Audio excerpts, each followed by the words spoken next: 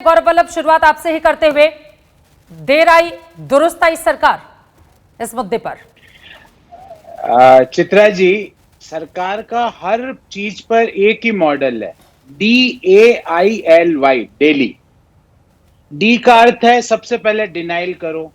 पहले जैसे जनवरी फरवरी में कहा हमने कोविड से जीत अर्जित कर ली, कोविड को हमने भगा दिया। जब हमने पूछा कि वैक्सीनेशन की रफ्तार स्लो क्यों है तो बोले हमने हरा दिया। जब हमने पूछा कि फॉरेन वैक्सीन मैन्युफैक्चरर्स को आपने अप्रूवल क्यों नहीं दिया, बोले हमने हरा दिया। तो सबसे पहले कोशिश करते हैं डिनायल, डी का मतलब डिनायल।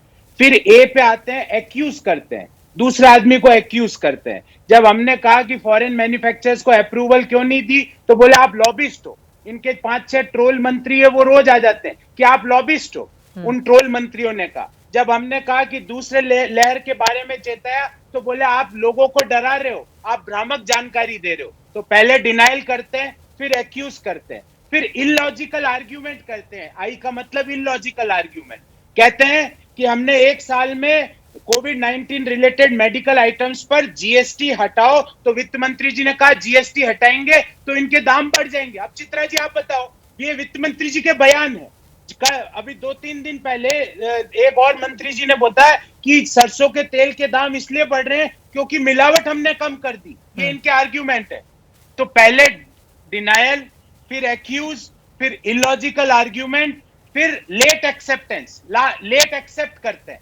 आज सबसे 15 महीने बाद आज जीएसटी कम करी है। मैं आपसे पूछता हूं चित्रा जी, इन 15 महीने में हमारा जो हमारे पास जो मोबाइल फोन आईफोन है, वो आईफोन पर हमारे ऊपर 18% जीएसटी लग रही थी और अब इसको एम्बुलेंसेस के ऊपर 28% लग रही थी। ये कौन सी बात हो गई? ये कौन से एक्सेप्टेंस है आपका? अब उसको घटाकर 12 कर दिया गया है। जी, तो मैंने पहले बताया डिनायल, ठीक है, फिर बताया एक्यूज, फिर बताया इलॉजिकल आर्ग्यूमेंट, फिर बताया लेट एक्सेप्टेंस। एक और लेट एक्सेप्टेंस बताता हूं। अब मानी ना हमारी बात कि सेंट्रलाइज्ड परचेज करनी है, सेंट्रलाइज्ड वैक्सीनेशन करनी है, फॉरेन मैन्युफैक्चरर्स को अप्रूव करने की बात भी मानी ना। ठीक है सर। कहां गए ट्रोल मंत्री जो कहते हैं? मैं इस पर जवाब ले लेती हूँ। लास्ट आप अपना जल्दी से कंप्लीट कर लीजिए। जी, वाई का अर्थ है यू सफर।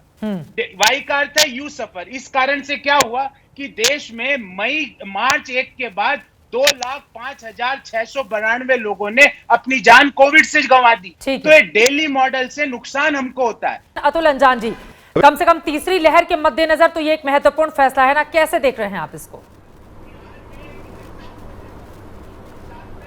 देखिए चित्रा जी, तीसरी लहर है कि चौथी लहर है, हम लहरें ही गिनते रहेंगे समंदर के किनारे, या लहरों के साथ ये गंगा मैया में जो लाशें उभरी हैं, जो तैरती हुई चली गई, जिनके ऊपर कौवे बैठे और गिद्ध बैठ करके उनका मांस नोच रहे थे, उसको भी समझते? ये कोई तर्क है? इतने दिनों बाद आप जागे हैं, रोज मीटिंग करते हैं, रोज संघ की मीटिंग करते हैं, रोज मंत्रियों की मीटिंग होती है, जीएसटी की मीटिंग नहीं कर सकते थे? आपने गौर कीजिए, एक आदमी मर गया, उसकी बॉडी को लेकर, उसके पार्थिव शरीर को लेकर उसके परिवार के लोग अस्पताल से गांव जा रहे हैं, या गांव से शमशान घाट जा रहे हैं, या कब्रिस्तान जा रहे हैं। उस एम्बुलेंस पर आप 28% लूट रहे हैं। ये आपको समझ में? आप कफन पर भी टैक्स लेंगे, आप जीएसटी ले रहे थे ये, और आप कह रहे हैं घटा दिया मैंने। ये कैसा लंगड़ा तर्क आप लेकर टहल रहे हैं? बड़े अच्छी बात है, अब आ गए हैं, 1 चम्मच चीनी नदी में डाल दी है, कुछ जीएसटी घसाट दिया है, तो आप कह रहे हैं कि पूरी नदी का पानी मीठा हो गया।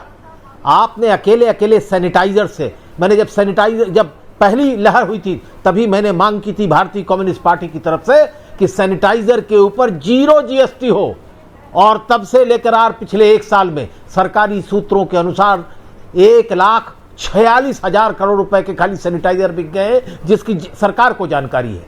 ये किसने लूटे ये पैसे?